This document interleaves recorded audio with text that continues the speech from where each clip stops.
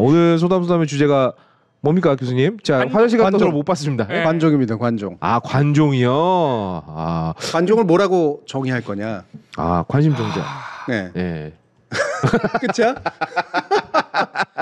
저는 이렇게 관종을 정의합니다. 여러분들은 관종기가 있으세요? 저요? 저 심각하죠. 저도 있죠. 네. 이 관종기가 없으면은 방송 같은 거 못 할 것 같은데. 그러니까 이 정도면 그럼 나쁜 거야? 그러니까 제가 그거를 모르겠어요. 아니 이게 관종기라 그러는데, 그러니까 반발짝을 못 들어가. 아니 제가 하필이면 오늘 관종이라는 주제를 알고 그런 건 아닌데 네. 유튜브에서 그것이 알고 싶다나 네. 궁금한 이야기 Y 이런 종류의 영상을 보다가 거기 이제 범인이 이 많은 사람들한테 허세를 부리는 사람이에요. 네. 요새 그런 사람들 많잖아요. 많죠. 허세를 부려서 돈을 끌어 투자를 해달라고 그런 식으로 해가지고 사기를 쳐서 잡힌 사람이에요. 근데 이제 그 프로파일러가 나와가지고 이런 사람이 관종이라는 거야. 그러니까 애초에 관심 받는 걸 과도하게 좋아해가지고 그런 식으로 돈을 받은 것도 문제지만 애초에 그런 식으로 관심을 끄는 것 자체를 본인이 너무 본인의 자존감으로 삼고 있다 이거예요. 근데 봉우리, 네. 관종이라는 용어는 명확하게 기준이 없어요. 그렇구나. 관종이라는 용어는 관심종자의 줄임말이고 관심종자는 어디서부터 관심종자가 딱 정해진 게 없잖아요. 정해진 건 없죠. 네. 예. 그러니까 개개인의 기준이 다 다르게 있을 수 있다고. 예. 근데 관종이라는 말에는 우리가 부정적인 뉘앙스가 명확하게 들어가요. 그러니까. 그렇습니다. 네. 그래서 원어인 종자라는 표현은 종자라는 표현은 좋을 때 쓰는 표현은 절대 아니거든요. 예, 약간 비속어처럼 이제 쓰는 표현이니까. 네. 이 종자가 원래 단어는 있긴 있지만 결국 관심 종자와 관종이 쓰이는 맥락은 단순한 관심을 끌고 싶어하는 수준에 쓰는 말은 아니야. 예. 들었을 때 기분 좋아요? 이 관종아 이러면? 아유 당연히 어렵죠. 내가 스스로 관종기가 내가 있지라고 하는 거랑 누군가가 나한테 이런 관종 이러는 거랑 그러니까 좀 느낌이 다르지. 제가 생각하는 관종은 그거거든요. 능력 이상의 주목을 받고 싶어하는 사람. 그럼 사기꾼이 맞네. 그것도 한 가지 정의는 될 수 있죠. 예. 아니면 관심 종자라는 건 결국 그 종이 자라기 위해서 뭔가 필요한 조건이 관심인 사람. 네. 관심이 없으면 한순간도 살지 못하는 사람. 네. 뭐 요 정도가 제가 생각하는 관종이에요. 좀 과잉한 해석이긴 한데. 그러니까 종자라는 표현은 이런 종자는 그러니까 이게 어쩔 수 없다는 뜻이거든요. 종자는. 애가 그런 식으로 살 수밖에 없어. 계열로 타고난 애야. 우리하고는 달라 이런 뜻이 들어 있어요. 이 종자에는. 굉장히 차별적이네. 예. 이 관심 종자야라고 했을 때 관종아 그랬을 때 그때의 뜻은 결국 얘는 구제불능이라는 뜻이거든요. 예. 그리고 넌 그렇게 해서 먹고 살아야 돼. 그냥 그러고 살 수밖에 없어. 그리고 넌 평생 그러고 살아 이런 뜻이거든. 너는 종자가 그래. 예. 종자가 그래 그런 뜻이니까. 그러니까 이 안에 담겨 있는 차별적 태도라든가 뭔가 배제나 분리의 어떤 뜻이 들어가 있다라고 한다면 관종이라는 것은 아무리 다른 의미로 쓰려고 하는 사람들이 있다고 하더라도 굉장히 부정적인 의미로 쓰이는 단어예요. 부정적인 의미로 쓰이는 단어를 모든 현상에 적용하기 시작하면 이게 바로 혐오와 차별을 확산시키는 내용이 됩니다. 지극히 병리적인 현상에 한정해서 써야 돼. 쓰더라도. 이게 아무리 학술 용어가 아니라고 하죠. 네. 근데 이게 너무 많이 쓰여. 그래서 우리가 그냥 다 남의 관심과 주목을 받고 싶어하는 그 심리 자체를 관종인가? 라고 생각하면 그건 성찰이 아니라 자칫하면 자기 비하 남 비하가 될 가능성이 되게 높아요. 그러니까 주목을 받고 싶어하는 건 되게 자연스러운 거죠. 현상이고 마음이니까 그거를 굳이 표현하거나 설명하고 싶으면 관심종자라는 표현을 되도록 안 써야겠네요. 그럼. 네. 그거는 되게 지극히 병리적이고 부정적인 현상에 제한해서만 쓰는 게 그나마 낫고 그 안에 혐오나 차별의 의미는 되도록이면 없애는 게 낫고 약간의 우려 정도죠. 좀 병적으로 너는 관심을 끌려고 하는 것 같다. 그 정도의 표현으로. 제가 아까 영상에서 봤다고 말했던 그 이제 프로파일러가 이 범죄 사기꾼은 관심종자다라고 말하는 거는 어떻게 보면 좀 맥락이 맞는 거네요. 그렇죠. 병적으로 그런 거를 좋아한다라고 하는 거니까. 병적이어서 범죄까지 저지른 거죠. 그러면 그게 맥락이 맞는 거네. 근데 병리적인 거는 함부로 쓰면 안 되는 거예요. 그러니까 이렇게 되면 우리가 자연스러운 우리의 욕망이나 이런 것들조차도 터부시하거나 또는 쓸데없이 과잉 성찰하거나 이런 식의 일들이 생기거든요. 두 사람이 가지고 있는 관심에 대한 욕구는 전혀 병리적이지가 않아. 내가 볼 때. 저도 스스로 병리적이라고 생각하지 않습니다. 전혀 병리적이지가 않아. 그러니까 이거 용어의 문제네 결국에는. 네, 그냥 굳이 말하면 약간의 무대기질 이런 거지. 무대기질이라는 건 남 앞에 서는 건 별로 두려워하지 않고 주목받고 무대에서 주목받았을 때 성취했을 때 느끼는 성취감이 큰 사람들, 덜덜 떨는 사람들이 아니라. 네. 그러니까 그런 사람들이기 때문에 이거는 미디어 앞에 노출되기가 좋은 사람들이지. 근데 이를테면은 지금 메이슨 남님께서 관종 만듦 이렇게 얘기. 그럴 때 써야 돼요. 저건 뭐 거의 100%가 그럴 때 써야 돼. 그러니까 장애아동 끌어안고 하는 사진 찍고 있는 거지. 맞네. 그 어디 갔을 때였죠? 그 아프나이 캄보디아인가 어디 갔어? 캄보디아. 그 설정샷. 네. 마포대교. 남한테 피해를 끼치면서 나만 주목받으려고 하는 거잖아. 그러네. 갑자기 확 와닿네. 그 관심종자라는 표현이. 그러면 소위 죄송합니다. 여러분 죄송합니다. SNS 중독자 있잖아요. 하루에 막 셀카를 한 500장씩 찍어. 인스타에 한 30장씩 올려. 매일매일. 이게 딱히 남한테 피해를 끼치는 행동은 아니잖아요. 물론 안 볼 수도 있는 거죠. 예. 그러니까 그거는 중증으로 갈지 경증으로 갈지는 그 사람의 행태를 보면 알 수 있는데 일단 바탕 자체는 중증으로 갈 가능성이 높은 바탕이야. 이거는 관종이라기보단 관종은 결과고요. 관심을 결국 얻고 싶어하는 마음이니까 이 결과로 이어지기 전에 전 단계 이 전조 증상이랄까 전 단계 뭐 노출증이에요. 나를 자꾸 노출시키는데 너무 신경을 쓰는 상태. 이게 이 관심이 좋은 관심이든 나쁜 관심이든 이쨌든 누군가한테 나를 보여주지 않으면 안 돼. 그건 좀 이상하긴 하다. 거기에 이제 그런데 관심이 돌아오지 않아? 그러면 그 다음 단계가 나오지. 더 노출을 한다거나, 더 자극적인 행동을 한다거나, 이런 식의 것들이죠. 그건 너무 병리적인데 그거는. 네. 그건 이상하네. 그래서 노출과 관종이 서로 결합은 돼 있지만. 굳이 노출증이 엄청나게 심한 건 아닌데 숨어 있어도 관심 받는 거 좋아하는 사람 있잖아요. 있어요. 네. 되게 피곤해요 그런 스타일. 네. 되게 피곤해. 이게 다루기가 어려워 그런. 네. 관심을 줘도 싫어하고 안 줘도 싫어요. 뭐 어쩌라는 건지 모르겠어요. 그렇지. 네. 그러니까 사람들이 나를 안 보는 것 같으면 되게 막 아쉬워하고. 하지만 너무 보는 것 같으면 또 피하고. 왜 이런다고. 쳐다봐 부끄럽게 막 이런단 말이에요. 그리고 더 심한 거는 뭐냐면 그게 이제 되게 공주병하고 또 연관이 돼 있는데. 도끼병이랑요. 왜냐하면 관심을 받는 순간 내가 감당해야 될 일이라는 게 있잖아요. 그건 싫은 거구나. 그게 싫은 거야. 자기는 우러러보고 떠받들었으면 좋겠는데 그 이상 내가 책임져야 되고 뭔가 감당해야 되는 일은 없었으면 좋겠어. 정답 한동훈. 김건희 여사 아니에요? 이건 한동훈에 가깝지 않을까? 그런가? 한동훈에 좀 더 가깝죠. 왜냐하면 김건희 여사는 적어도 명목적으로는 자기가 책임질 일이 있는 사람은 아니잖아. 하지만 그럼에도 불구하고 자기가 책임지려고 하잖아. 그렇지. 그래서 문제지. 그러네. 그러면 이 관종기를 잘 발전시키면 뭔가 여러 사람에게 도움되는 쪽으로 발전시킬 수 있을 거 아니겠습니까? 그러니까 굳이 말하면 주목을 받고 싶어하는 마음, 관심을 끌고 싶어하는 마음은 좋은 동기부여예요. 그리고 사람이 사회적으로 되어가는 데 있어서 굉장히 중요한 부분이야. 관심을 안 받아도 나는 좋아. 나는 관심이 싫어. 이것도 별로 좋은 증상이 아니에요. 사람을 못 만날 거 아니야. 그렇죠.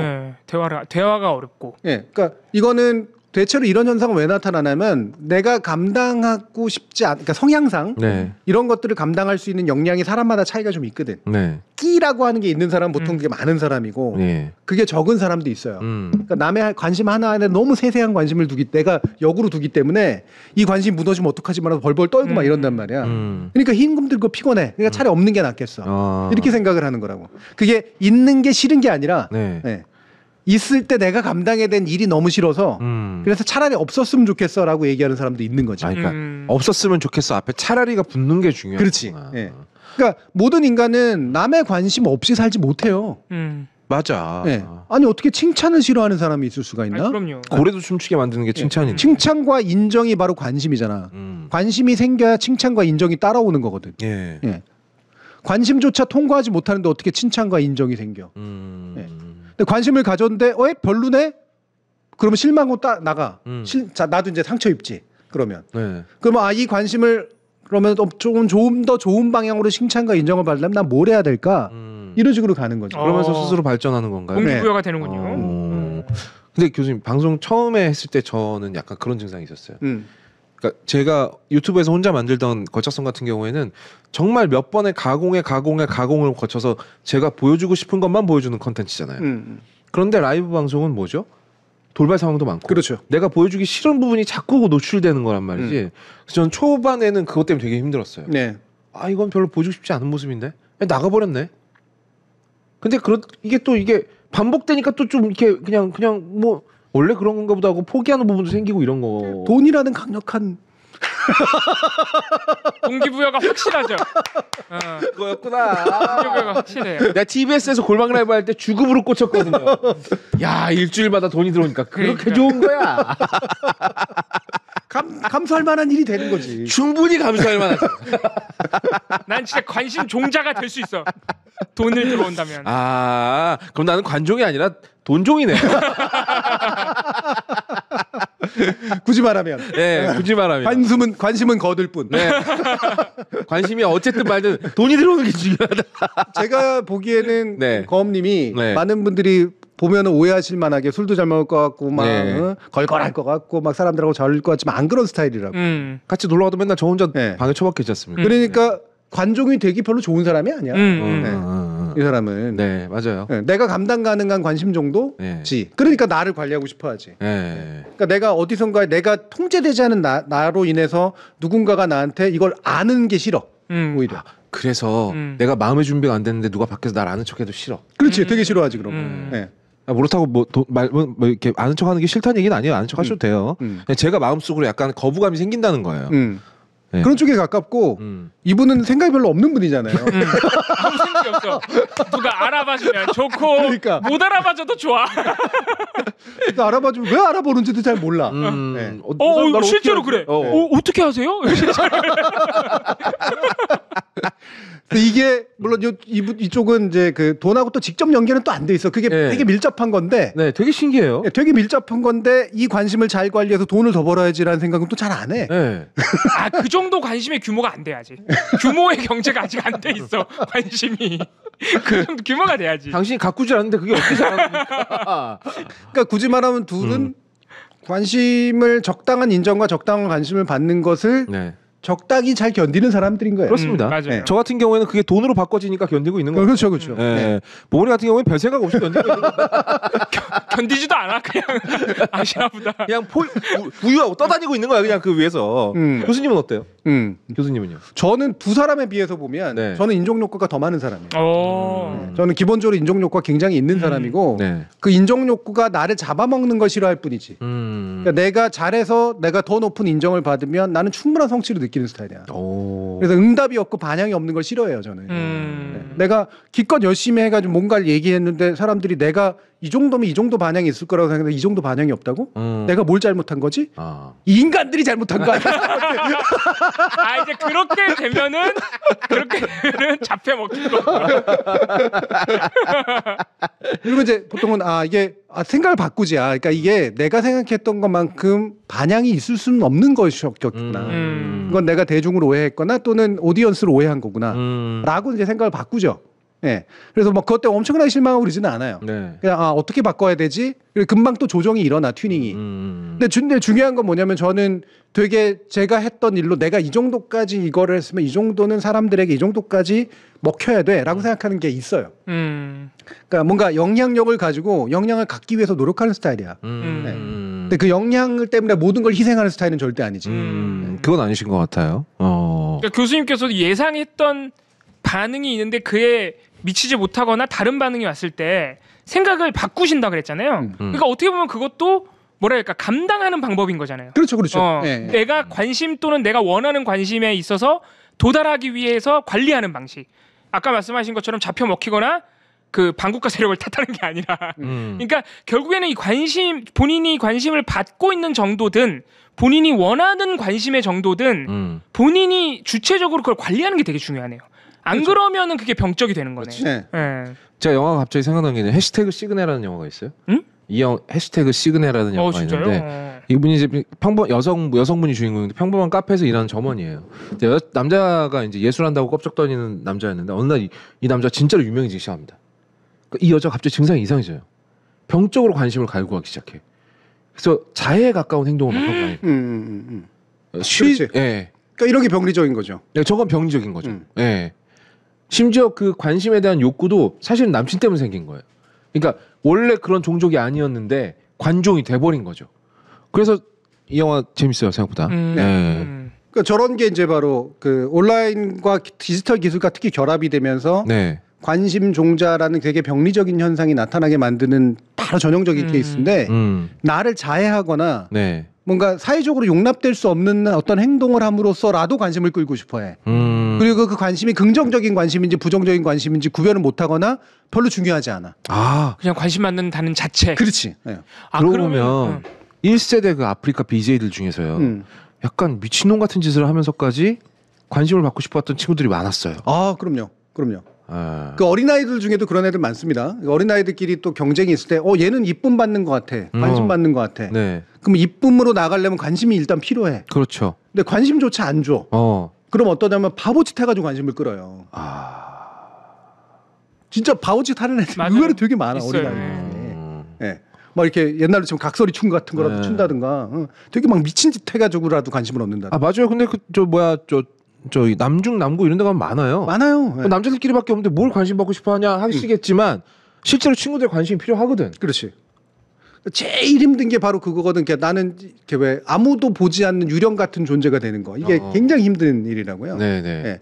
근데 그거를 좋아한다라고 스스로 착각하시는 분들은 제가 얘기했지만 그거는 그걸 좋아하는 게 아니라 그게 차라리 편한 거야. 네, 차라리. 감당하기 어렵다고 생각하니까 본인이 관심의 정도가 그 아이들이야 아직 뭐 교육이나 아니면 사회화 과정이 덜 됐으니까 그렇게 관심 받는 방식이 조금 어긋날 수 있잖아요. 그렇죠. 근데 아까 말씀하신 다 큰 어른들이 또는 뭐 한 중고등학생 돼서 이미 사실 성장을 많이 한 학생들이 그렇게 비정상적인 관심을 추구하는 건 그건 어떻게 보면 SNS 같은 디지털 기술이 좀 뭐랄까 자극했다고 해야 되나? 그런 원래는 그런 방식으로 관심을 추구하는 게 자연스럽게 우리 일상과 관계 속에서 조절이 됐었는데 그런 SNS가 생기면서 너무 쉽게 그런 관심 추구 행동을 할 수 있게 되니까 약간 이렇게 방목이 돼버렸나? 이게 자극이 약간 됐나? 자본주의와 결합되면서 또 부정적이든 긍정적이든 일단 관심이 돈이 된다라는 그렇죠. 예. 사실을 학습하게 되면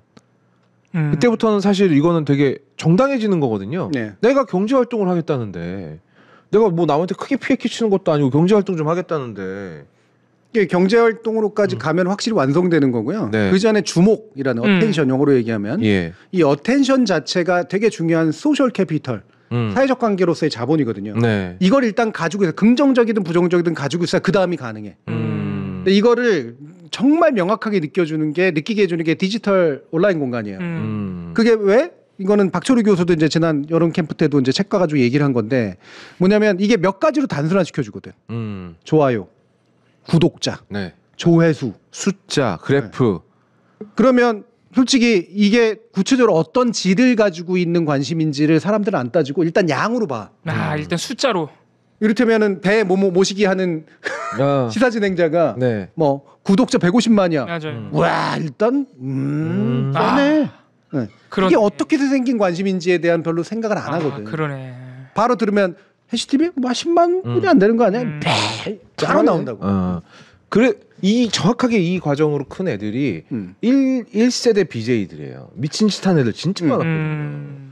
근데 그 미친 짓이라는 게 되게 위험한 일을 하는 친구들도 많았고 막 뭐 얼굴에 간장 바르고 춤춘다든지 뭐 아니면은 뭐 트럭 오는데 막 백스텝으로 트럭 뒤를 지나간다든지 뭐 이런 미친 짓거리를 해서라도 일단 수를 높여놓고 나면 유명해지고 나면 충분한 관심을 얻고 나면 그때부터 내가 컨트롤할 수 있다고 착각하죠. 네.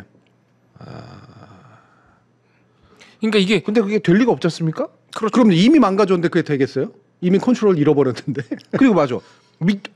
미친 짓을 해서 사람들을 끌어모았는데 내가 미친 짓을 안 하면 흩어져 사람들. 흩어지지. 그럼 또 그거 못 견딜 거 아닙니까? 얘한테 기대한 건 미친 짓이었는데 얘가 왜 갑자기 정상 노릇해? 흩어진다고. 사람은 원래 그런 걸 좋아하나? 그러니까 그게 쉽게 흩어지는 관심이긴 한데 그렇게 숫자로 쌓이는 부정적인 관심이라는 게 그러니까 사람들이 그런 이상한 컨텐츠에 질이 나쁜 관심은 사람들이 관심을 주니까 생긴 거잖아요. 그렇죠. 그러니까 사람들은 그런 미친 짓을 좋아한다? 그러니까 뭐였다? 사람들은 기이한 걸 좋아합니다. 아, 기이한 걸 좋아하니까. 이게 미쳤다 아니다는 그 이후에 나오는 질적 평가고요. 기이함이 굉장히 중요해요. 모든 주목은 기이함이 가장 우선이에요. 그 서커스에도 꼭 그 있지 않습니까? 기이한 생물들 나와가지고 막. 왜냐하면 기이함이라는 게 기라고 하는 게 이상한 거고 이도 이상한 거잖아요. 이게 평상시 못 보던 거야. 경험도 잘 안 하던 거야. 최우선의 자극입니다. 차이를 만들어내는 거기 때문에 차이면 눈에 띄고 귀에 걸려요. 거기에 긍정 부정이 붙는 건 그 이후의 일이야.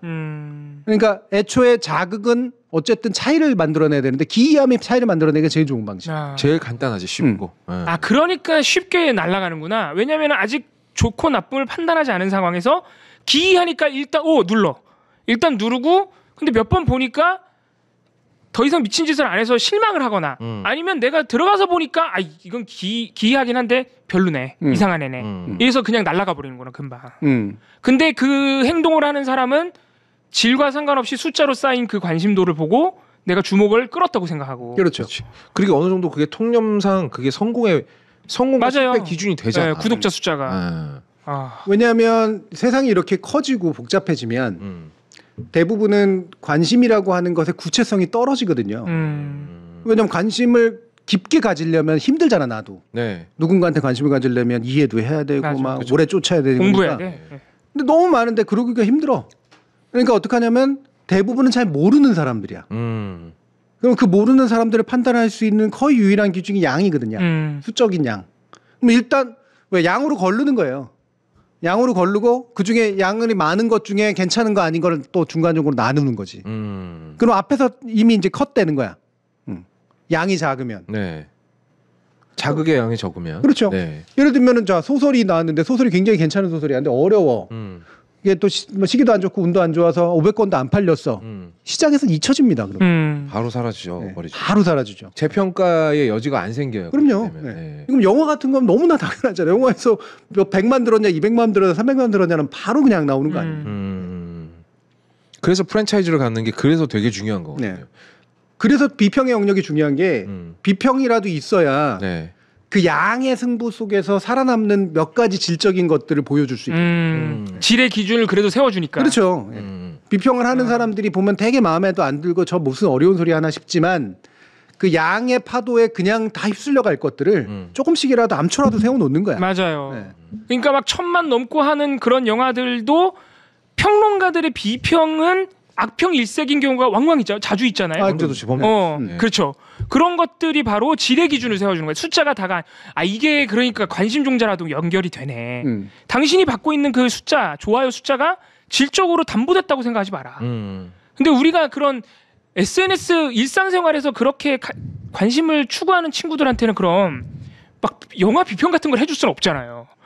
그 관심의 질이 담보되지 않았다는 걸 그럼 사회적으로 어떻게 알려줘야 되는가? 사실 그렇게 막 미쳐가지고 관심을 갈구하는 친구들에게는요 비평이 안 먹혀요. 그럼 그거는 참 교육밖에 없는 건가? 학교 교육. 리터러시가 중요한 게 바로 그런 거예요. 이게 얼마나 위험한 일인가를 알려줘야 돼. 그게 결국 교육의 문제네. 그럼요. 이게 되게 일찍부터 알려줘야 돼요.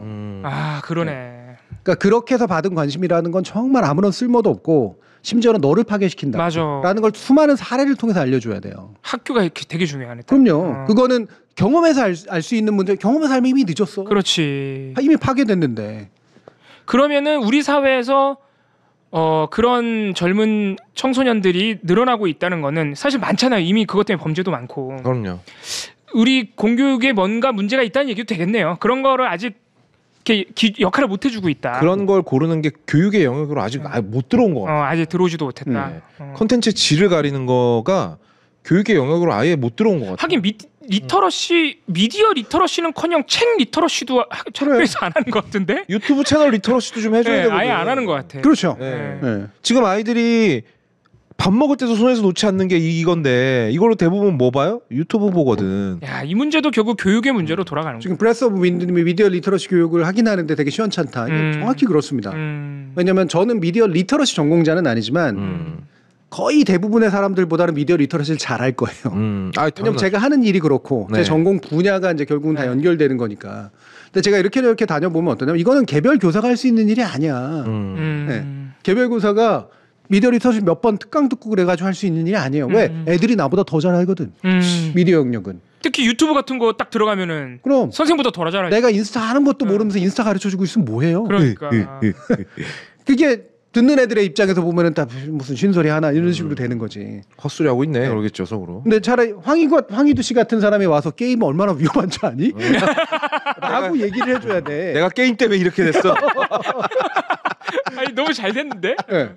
그리고 뭐 예를 들면은 록한다고 장발하면 어떻게 되는 줄 알아? 그러면서 사진 보여줘야지. 네, 랑 리터러시. 평생 흑역사로 남아. 헤비메탈 리터러시 해줄 수 있어요. 나쁜 방향. 그러니까 이게 그거를 해줄 수 있는 그 경험을 가지고 있는 하지만 스스로가 성찰된 사람이 되게 중요하고요. 그래야지 애들이 가지고 있는 구체적 미디어 지식을 넘어설 수가 있어요. 아 근데 이거 너무 어려울 것 같아요. 왜냐하면 아이들이 보는 미디어의 양상이 너무 빨리 바뀌어요. 그렇죠. 네. 네, 인기 채널들도 너무 빨리 바뀌고요. 또 근데 또 반면에 또 쉬울 수도 있다는 게 우리나라 사람들 뭐 모든 나라 사람들이 다 그렇겠지만 이게 우르르 따라가는 게 있잖아요. 그러니까 그냥 대세 컨텐츠 같은 거 몇 개를 스스로 비판해 보게 하는 거지.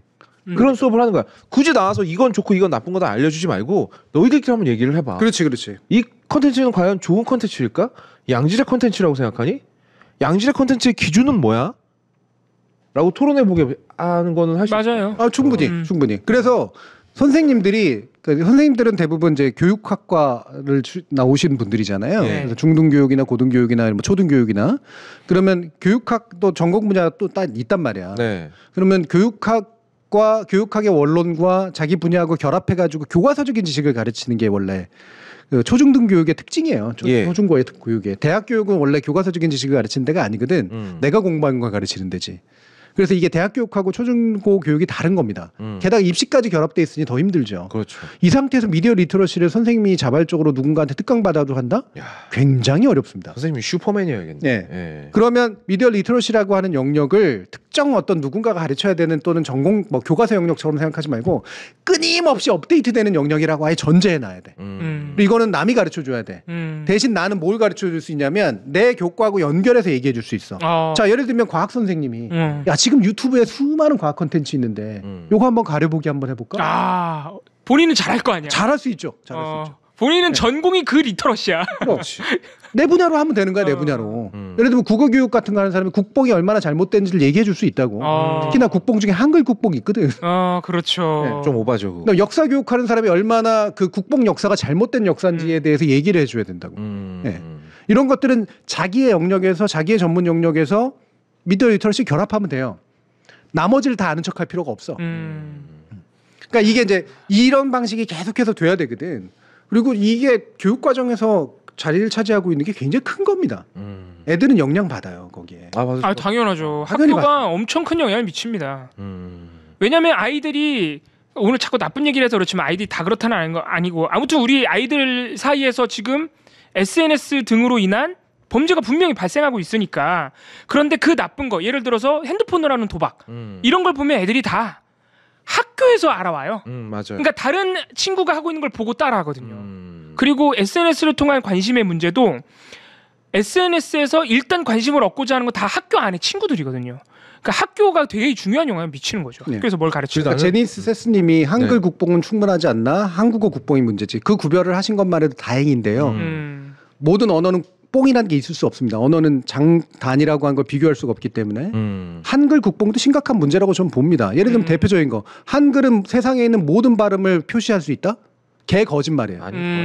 한국어만 잘 표시할 수 있습니다. 당장 몇 개 생각나는데. TH도 안 되지 않아요? 안 되죠 당연히. 우리나라 한글 그거를 새로운 글자를 만들면 된다고? 그건 알파벳도 다 가능한데. 그렇지. 네.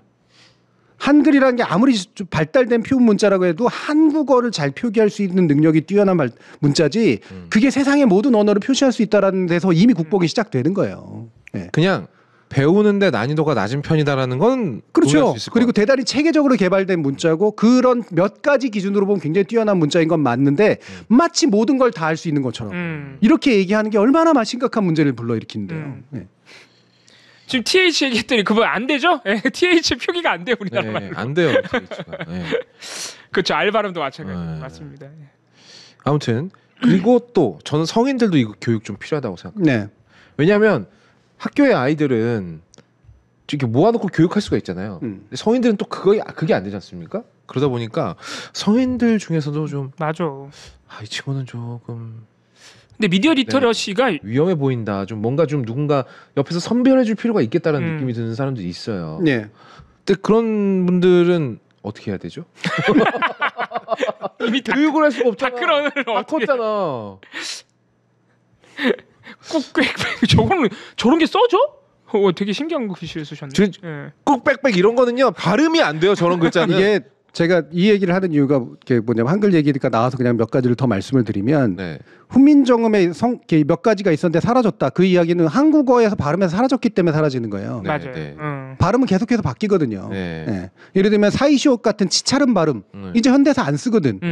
그러니까 사라진 거야. 옛날에 왜 있었어? 필요하니까 있었던 거라고요. 다시 말하면 이건 다 코드예요. 코드. 언어학적으로 보면 알파벳이라고 하는 게 한글하고 똑같아. 알파벳 문자야. 무슨 말이냐면 음을 나타내는 기호거든. 기호. 그런데 음이라고 하는 건 무한해요. 왜? 음이라는 건 자연세계에 있기 때문에. 이거를 몇 가지로 단순화시키는 거야. 그 단순화의 방법이 다 다른 거예요. 여기에 뭔가 우열이 있지 않아요. 그냥 가장 많이 사용되는 발음. 사실은 보면 여기는 쓰 발음 가끔 내잖아요. 네네, 가끔 내. 아자. 쑥스러울 때. 네, 뭔지 모르겠어요. 이거를 굳이 TH로 안 해도 돼. 그냥 우리가 만들면 되는 거야. 하나 만들면 되지. 그분은. 문제는 뭐냐면 이론적으로 모든 음운이라고 하는 것의 다양성은 알파벳으로 무한히 늘리면 돼요. 근데 그거 왜 그러냐고. 단순해서 생명이었던 걸 왜 무한히 늘려? 그러니까. 그러니까 이걸 동시에 할 수 없는 걸 동시에 할 수 있다라고 착각하면 안 된다는 거. 이게 바로 지적 능력이거든. 사실 영어가 뛰어난 언어라서 이렇게 전 세계에서 가장 많이 쓰는 게 아니라니까. 가장 그나마 제로 베이스에서 익히기가 쉬운 편에 들어가고. 그리고 영미권에서 쓰니까 그러는 거지. 힘 있는 그건 국력이고요. 네, 기본적으로 국력과 문화력이고. 그다음에 여기서는 그건 어니까 알파벳 로마자라고 부르는 거예요. 로마자의 장점은 딱 두 가지입니다. 이게 그래도 표운 문자고 그래도 많이 썼다는 거예요. 유럽 옛날에 로마 제국이 썼으니까 많이 쓴 거야. 많이 쓰면은 이게 바로 선점 효과라는 게 있어서 그 선점 효과가 끌고 가는 게 있거든요. 아무튼 미디어 리터러시 얘기를 하다가 여기까지 왔는데 처음 얘기는 관종에서 출발했어요. 미디어 리터러시가 근데 제가 듣기로는 우리가 흔히 말하는 선진국, 특히 유럽 선진국, 교육 선진국이라고 하면 흔히 우리가 유럽을 떠올리니까 뭐 핀란드 이런 데 떠올리는데 그런 유럽 선진국에서도 도입된 지 얼마 안 됐다 그러더라고요. 그렇죠. 네. 아직도 헤매고 있어요. 네, 헤매고 있다 그러더라고요. 네. 저는 이제 영국에 있을 때 거기는 미디어 과목이 있어가지고 아예 과목이 있습니까? 그거를 제가 이제 초중고 중고를 가르쳤죠. 그랬는데 굉장히 수준 높아요. 근데 솔직히 말하면 이거는 너무 의욕과액인데 미디어 전공자들이 왜냐하면 이게 교과서가 만들어진다라는 건 정식으로 딱 뭔가 기성학문으로 인정받는다라는 의미가 굉장히 강하거든. 그게 그러면 체계화가 돼 있을 뿐더러 되게 강한 의지가 있구나. 그걸 교육하겠다는. 그렇죠. 그게 이제 나름의 그 연구 베이스가 해서 왜냐하면 그게 유명한 학자들이 우리나라 지금 방송통신대 같은 개방대라고 이제 불렀던 거기서 성인 교육을 실시했거든요. 미디어 리터러시를. 네, 그러니까 미디어의 좋은 이론들이 오히려 그 학문 세계에서 나온 게 아니라 성인 노동자들이 어떻게 하면 미디어를 제대로 볼 수 있을까? 이거를 고민하면서 만든 게 있어요. 와. 그러니까 이거를 일반 교육에 적용하기가 굉장히 좋죠. 네. 수준이 높아.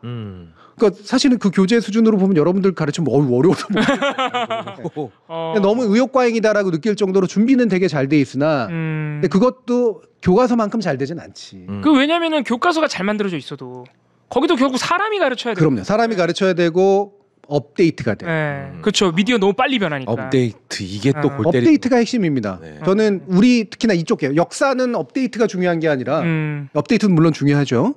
하지만 잘 정돈된 어떤 정론이 굉장히 중요하죠. 그렇죠. 그동안 합의가 되고 입증이 된. 그렇죠. 과학도 역시 마찬가지예요. 네. 과학도 최신의 성과도 중요하지만 잘 정돈된 게 중요해요. 근데 미디어 계통의 특징은 문화나 미디어 계통은 끊임없이 업데이트가 돼야 돼. 그걸 못하면 교육이 안 돼. 네. 이거를 못하겠다 하면 나는 교육을 포기해야 돼요. 원래는. 네. 물론 언론사라든가 역사를 가르칠 수 있겠지. 네. 그런 건 약간은 좀 다른 문제니까.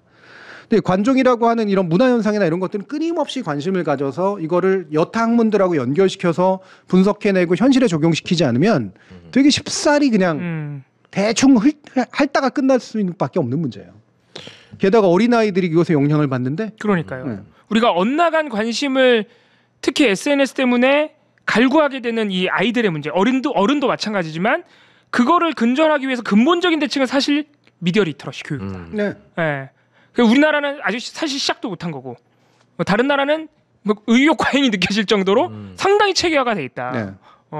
제가 이 얘기를 하는 이유가 아이의 인성. 그러니까 관종도 결국은 우리가 가지고 있는 자연스러운 증상이 자연스러운 어떤 가능성이 병리적으로 표현되는 거잖아요. 이 얘기는 사회화가 잘못됐다는 얘기거든요. 예. 모든 교육이나 모든 어떤 학습은 다 사회화입니다. 사회화. 그러니까 사회에 적응시킨다는 게 아니라 기존의 사회에 적응시키면서 새로운 사회를 만들도록 하는 그 방식이에요. 라이프 스타일을 만드는 거니까. 그런데 미디어 리터러시가 왜 중요하냐? 관종 문제까지 포함해서 네. 인성을 만들고 사회성을 만드는데 미디어의 역할이 너무 중요해요. 아 맞네. 과거하고는 다르게. 과거에 책 한 권 읽었다고 뭐 인성이 형성된 게 아니잖아. 지금 미디어가 너무 많아. 너무 크죠. 그리고 애들끼리 연결돼 있는 건. 아 맞아요. 옛날엔 그래도 어른 영향 받았거든. 왜? 정보 나오는 게 윗분이 없으니까. 네, 맞아요. 자기들끼리 얘기해봤자 안 되니까. 아 그러네. 근데 자기들끼리 얘기해도 충분히 전문적인 지식까지나 정보까지 얻을 수 있는 걸.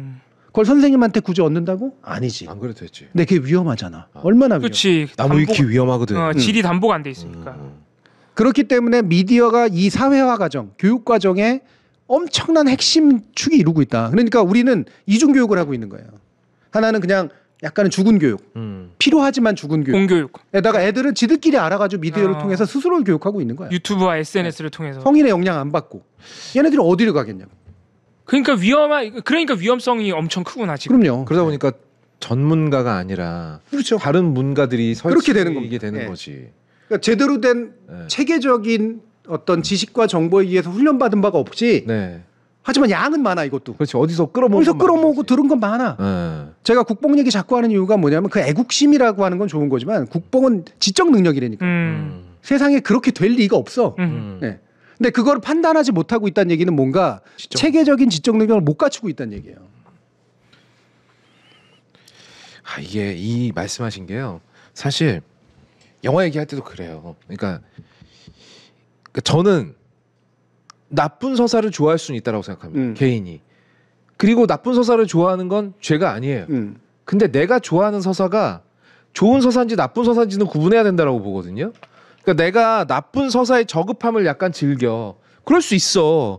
그럴 수 있는데 내가 좋아하는 저급한 서사가 사실은 되게 고급하고 훌륭한 서사라고 우기면 안 되는 거잖아요. 그렇죠. 네. 근데 이 두 개가 참 구분이 안 되시는 분들이 많이 계세요. 그렇죠. 네. 그러니까 내 취향하고 네.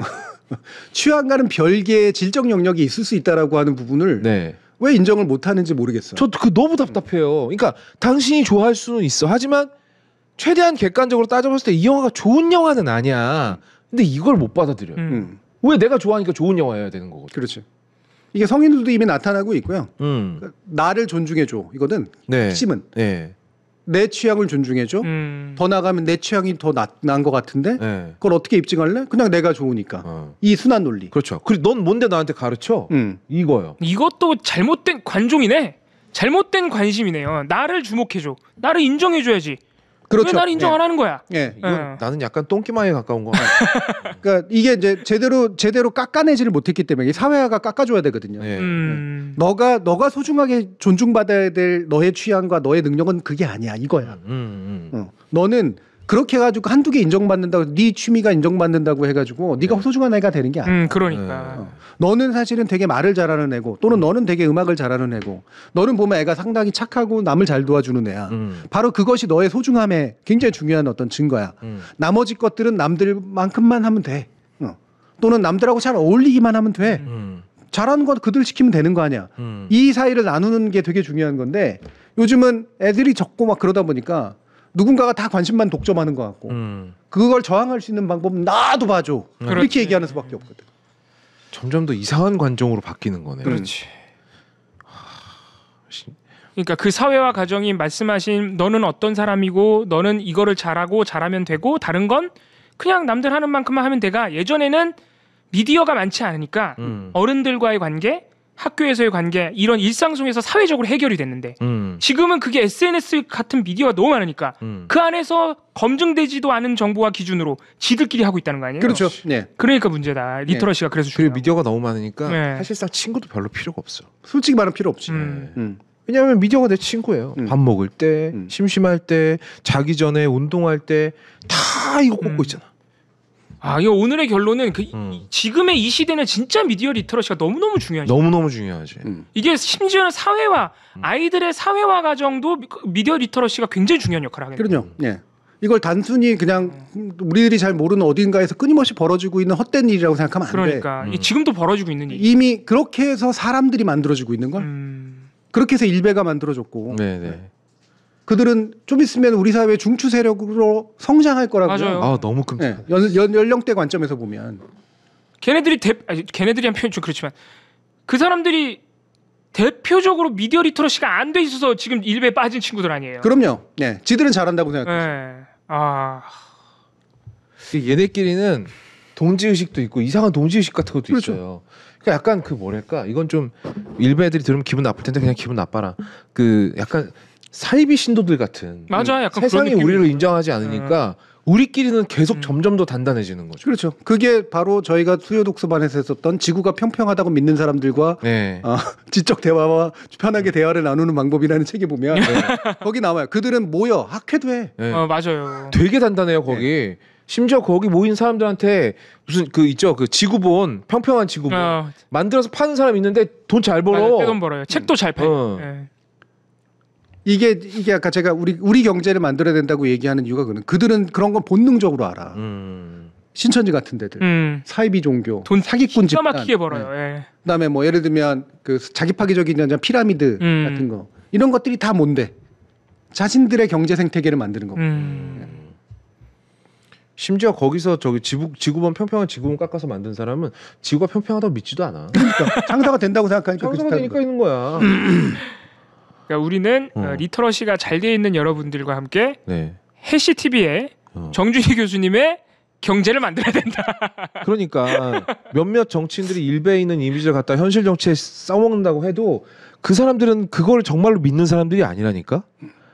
이걸 아무리 말해줘도 몰라요 거기 있는 애들은. 그러니까 제가 우리 채널 소개해 보면은 미디어를 통해서 보는 세상, 만나는 세상, 그리고 지식, 그리고 다시 지식의 눈으로 해부하는 미디어.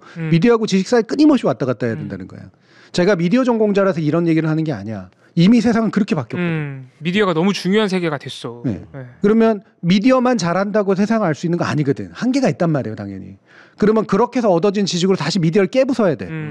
그래야지 새로운 게 나오지. 네. 근데 미디어에 계속 끌려가면서 미디어로 교육받고 미디어에 파묻혀서 그러면서 마치 미디어가 아무것도 아닌 양 그 짓을 하고 있는 거예요. 이 잘못된 관종들은 다 미디어에서 나오는 겁니다. 그렇잖아요. 그럼요. 네. 근본적으로 미디어가 그렇습니다. 너무 중요해 지금. 미디어가 한 방에 소셜미디어 한 방에 사라진다고 생각해 보세요. 지금처럼 관종이 생길려나. 그러니까 있어도 모르겠죠. 있는지. 네. 기껏해야 막 20명 사는 마을에서 막 혼자 외친다고 누가 아무도 안 보죠. 근데 어느 날 딱 모든 SNS가 사라지면 훨씬 세상이 좋아지긴 하겠다. 되게 심심해지겠죠. 그래서 내일 그 디지털 마루에서 그 문제를 다룹니다. 진짜 아동 SNS 규제해야 되나 말아야 되나. 인스타에서 10대의 모든 인스타 계정을 다 비공개로 처리하겠다라고. 이건 좀 빨리 했었어야 돼요. 이거보다 훨씬 더 빨리. 그리고 페이스북도 해야 됩니다. 저는 미디어 전공자이기 때문에 미디어를 지나치게 막 두려워하고 막 무슨 악의 근원인 것처럼 말하는 거는 싫어하긴 하지만 지금 진행되고 있는 상황들은 보면 이미 사회의 상당 부분을 우리가 통제할 수 없는 어떤 경제 세력, 플랫폼 기업 이런 것들한테 뺏겼고 심지어 지들도 뭘 하고 있는지 몰라. 그게 문제야. 그게 문제거든. 어디로 가야 될지도 모르고. 그러니까 오로지 그냥 모티베이션만 남아있어. 동력만 남아있어. 그 동기가 뭐야? 똑같아. 걔네도 돈과 관종이고. 결국 주목, 시간 뺏고 주목을 만들어서 돈으로 이어가는. 그중에 지구가 평평하다고 믿지도 않지만 지구본은 만들어서 파는 애들이 우리 주변에 지금 꽉 차 있는 거라고. 그런 애들이 심지어 돈을 벌고 성공해 있는 사회잖아요. 그렇죠. 그러면 이거 시간이 좀 길어지긴 하는데 제가 얼마 전에 봤던 기사에서 그 프랑스인지 이탈리아인지 정확하게 기억이 안 나는데 그 미성년자들의 그 X인지 그 인스타그램인지 접속을 차단해 버렸어요. X. 지금 이미 한 건 아니고 아마 그걸 추진하겠다고 아마 법을 입법해 버린 걸로 알고 있는데 그 정도까지 강한 규제도 교수님께서는 찬성하십니까? 그럼?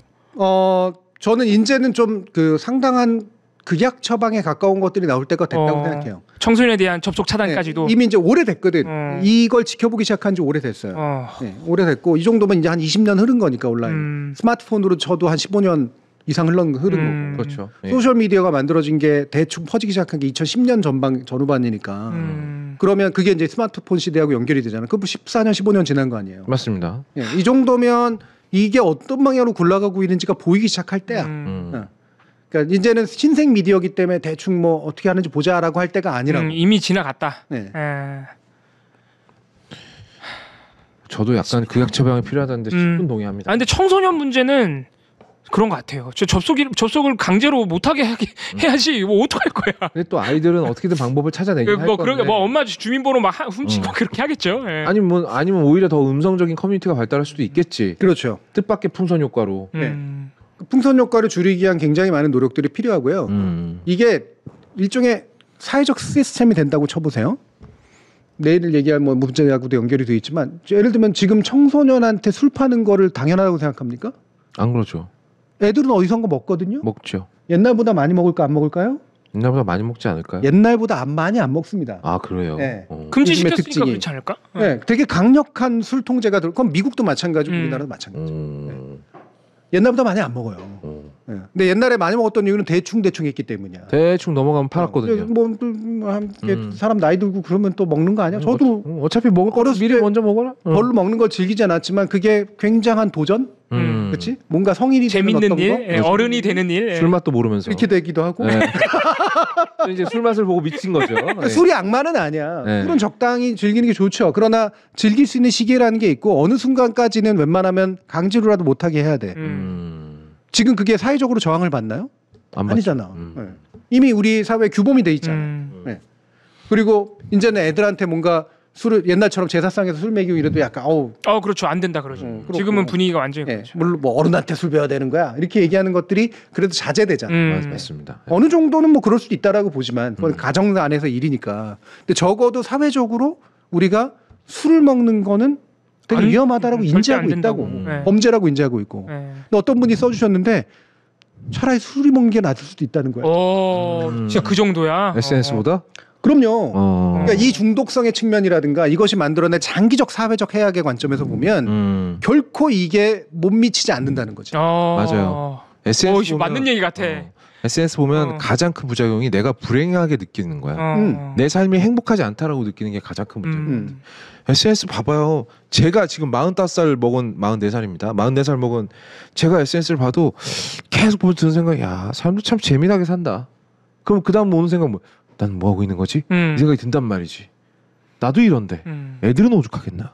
지금 몇몇 분들은 청소년 SNS 문제가 그렇게 심각한가요? 라고 물어보시는 분들 계신데 아마 본인이 안 하거나 관심이 없으셔서 그럴 수 있는데 KBS 시사기획창이 했던 SNS를 통한 청소년 성범죄 성착취 특집이 있거든요. 굉장히 심각하죠. 그거 굉장히 잘 만들었고 정말 심각합니다. 그런 거 한번 보시고 또 MBC가 PD수첩 통해서 얼마 전에 보도했던 SNS를 통한 청소년 도박이 있어요. 스트레이트인지 PD수첩인지 제가 기억이 안 나는데 그거 무지무지하죠. 그것도 정말 심각해요. 그런 거 한 번만 보시면 확 옵니다. 이거 금지시켜야겠다. 애들 SNS 못하게 하겠다 생각 확 드니까 한 번만 보시면 우리나라 뭐 그런 걸 또 보고 우리 애도 지금 다 여기에 빠져 있는 거 아니야? 막 그러면서 애를 잡아 패고 이럴 필요까지는 없고요. 근데 문제는 그쪽에 루트가 뚫려 있으면 접촉하지 않아도 될 애들이 접촉이 생겨. 맞아요. 그럴 수밖에 없거든. 그리고 그걸 모르는 상태에서는 쫙 하고 퍼지게 되는 겁니다. 그래서 이 부분에 대한 굉장한 관심이 필요해요. 맞습니다. 진짜 관심이 필요해요, 진짜. 관심이 안 되면 금지라도 해야 돼. 그러니까. 자, 그러니까 우리가 관심이라고 하는 굉장히 자연스럽고 인간적인 현상이 왜 생산적인 에너지로 바뀌지 못하고 왜 혐오나 차별의 대상이 돼야 되는 병리적인 현상으로 갔는가. 딱 한 가지 이유야. 매체가 바뀌었기 때문에. 미디어 때문이다. 그러고 보면 우리 사회의 미디어가 지금 우리 사회의 인간에게 절대 좋은 영향을 주고 있는 게 아니구나 지금. 그러고 보면 예전에 방송 채널 몇 개 없고 그러니까 그 시절이 굉장히 심각한 수준의 정말 제재를 했잖아요. 방송심의위원회에서. 그렇죠. 그럴 때가 오히려 그렇다고 내가 그걸 보고 자랐지만 뭐 배울 걸 못 배우고 이러진 않았거든. 그러니까. 근데 그때는 뭐라 그랬어? TV 바보 상자라 그랬죠. 그러네. 차라리 TV 보고 있는 게 낫다니까. 그러네. TV가 100% 낫지. 그러네. TV는 그나마라도 걸러진 정보를 주기 때문에. 그러네. 아직까지는 규제가 있기 때문에. 그러네. 진짜 그 시절이 낫네 진짜. 그러니까 모든 매체는 따라서 막 되게 저항감도 되게 심하고 문제가 있지만 그것이 가지는 긍정성을 살리기 위해서는 부정적인 측면들을 어떻게 관심 있게 지켜볼 것인가.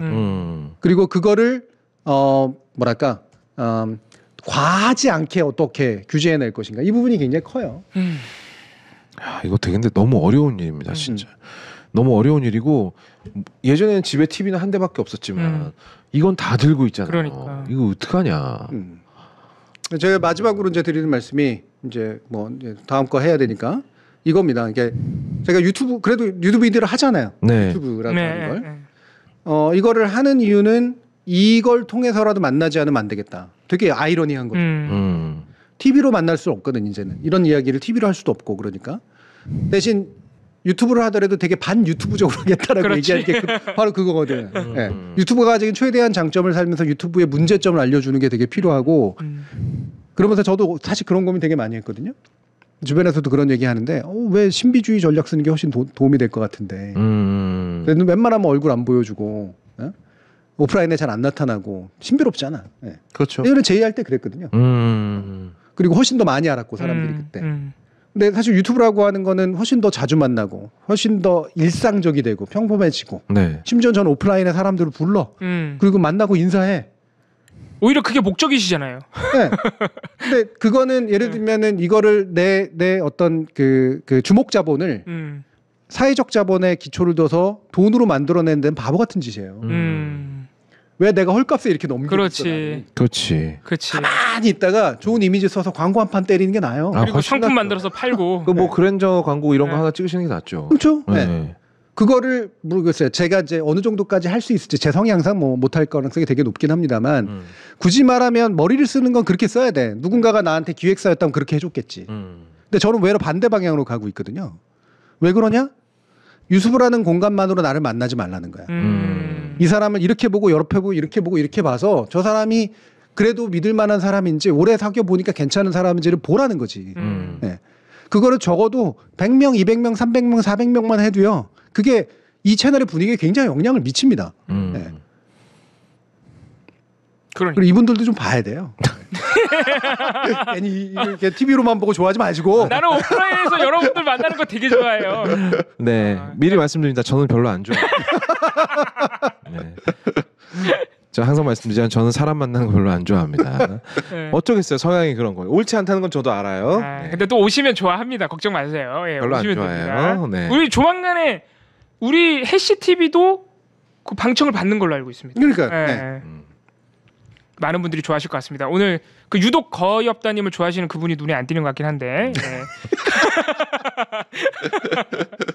그러니까 이거는 제가 못 견디는 거예요. 그러니까 오시는 분이 문제가 아니라 제가 그런 분위기를 잘 못 견디는 거예요. 네. 우유님이 대갈 공방 안 하냐고. 대갈 공방. 안 해. 알겠습니다. 네. 네, 맞아요. 우리 이제 그 방청객 받고 네. 회원분들께는 이제 할인 쿠폰도 나눠드리고 그러면서 왜냐하면 노쇼 하시는 분들도 계실 거고 그래서 그렇게 하는데 이게 사실 이렇게 좋은 선택만은 아니라고 생각해. 약속은 했지만 예. 왜냐면 여기 계신 분들은 되게 부담스럽거든. 사실 TV로만 만나는 거하고 앞에 앉아 있는 건 또 다르잖아. 그리고 게다가 막 사생팬 와가지고 거 붙잡고 막 혈민작으로 못하게 못할 텐데. 저를 왜 밀어? 우리 시청자분들이 그렇다네요. 어디 있겠어요? 언제든 생길 수 있는 위험이 그렇죠. 위험은 항상 있죠. 네. 근데 제가 칼리주로 계속해서 개방을 했던 이유가 뭐냐면 그렇게 해서 모두를 걸를 수는 없다고 하더라도 적어도 이게 일정한 규범이 생기면 맞아요. 문화가 생기면 그렇게 또 함부로 못 합니다. 맞아요. 네. 그런 분들이 가지고 있는 분위기라고 하는 게 이제 있기 때문에 그런 문화가 빨리 생겼으면 좋겠네요. 네. 네. 그래서 이제 우리 그 나중에 방청도 받고 그러면서 보시라고. 그러니까 TV 안에서 갇혀서 보시지 말고 대신 제가 저기 뒷문은 마련해 드릴게. 도망가라고? 여기 저 창 하나 뚫어가지고 바로 밑으로 쑥 떨어질 수 있게. 예. 네. 아 은실님한테 하는 얘기 아니에요. 네. 또 이게 또 되게 조심스럽네요. 그 오해는 하지 마시고. 어쨌든 이건 다시 한번 말하자면 그냥 제 성향입니다. 저는 이렇게 오프라인을 그렇게 좋아하는 사람은 아니에요. 네. 네. 그래서 가끔 교수님이 저를 힘들게 하실 때도 있어요. 그래서 여러분들이 오시면 네. 그냥 거엄님은 TV 바깥에서 봤다. 네. 요 정도로 생각하시고 네. 우리 이봉우나 좀 조지시고. 네. 난 좋아하니까. 적당히 거리를 유지해 주는 게 거업님한테는 좋습니다. 저한테 한 3m 떨어져 계시면 됩니다. 그리고 너무 대면대면하다고 서운해하지 마시고. 창문에 낄 수도 있대 도망가다가. 안 만질게요. 거업님 실제로 보면 진짜 큰가요? 예, 커요. 크긴 커요. 네. 재밌다. 작을 거라고 생각했어요? 좀 두꺼워요. 네, 많이 두꺼워요. 네, 조국 대표가 한동훈 당 대표 만나가지고 그래도 사람이 좀 얇더만요. 이러면 그 반대예요. 많이 두껍더만요. 네. 자, 그러면 이제 영화 얘기를 오늘 드디어 할 수 있을까요? 네, 해야죠 이제. 네, 후딱 할 수 있겠네요. 자, 영화 얘기로 넘어가도록 하겠습니다. 세상 모든 정거장 중에 가장 재밌는 정거장, 미디어 정거장으로 넘어가겠습니다.